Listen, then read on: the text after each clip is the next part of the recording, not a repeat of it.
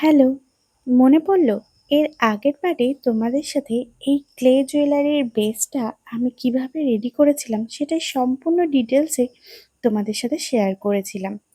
আজকে এটাকে কালার করেই তোমাদের দেখাবো এবং তোমাদের সাথে অনেক অনেক গল্প করব। আর লাস্টে এটার ফাইনাল লুকও দেখাবো। চলো শুরু করা যাক।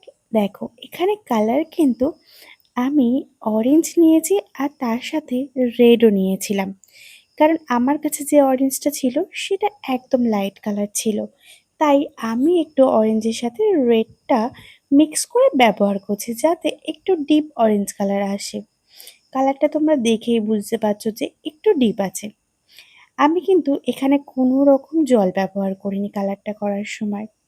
তাই তোমরাও ক্লের বেসের উপরে যখন কাজ করবে, যে ক্ষেত্রে ডিপ রং করতে চাইছো সেক্ষেত্রে কিন্তু একদমই জল ব্যবহার করবে না। দেখো এই যে ছোট্ট ছোট্ট বেসগুলো, এগুলো কিন্তু ইয়াররিংস রেখেছি।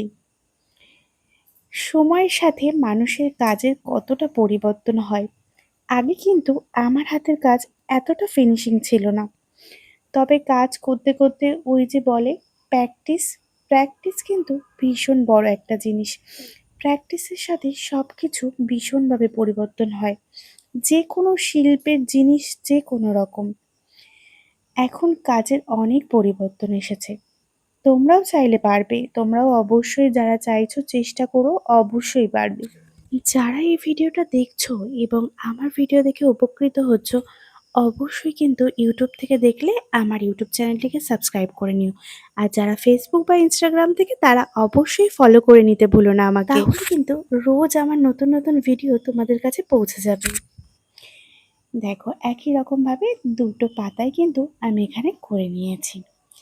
এবার ফুলের মাঝের অংশটা, সেই অংশটাকে করে নিচ্ছি পুরোপুরি কালো, আর পিছনের যে অংশটা সেটাকেও কালো করে নিচ্ছি।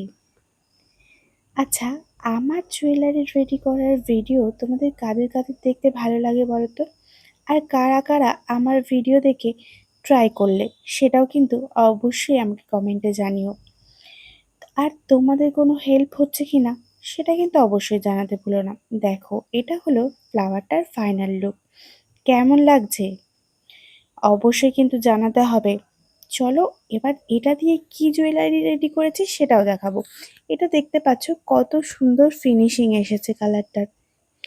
দেখো আমি এখানে ভিডিও ক্লিপ কিন্তু নিয়ে রেখেছিলাম, কিন্তু কিভাবে ডিলিট হয়ে গেছে, তাই ফটোগুলোই তোমাদের সাথে শেয়ার করলাম। কেমন লাগছে জুয়েলারিটা অবশ্যই জানিও কমেন্টে।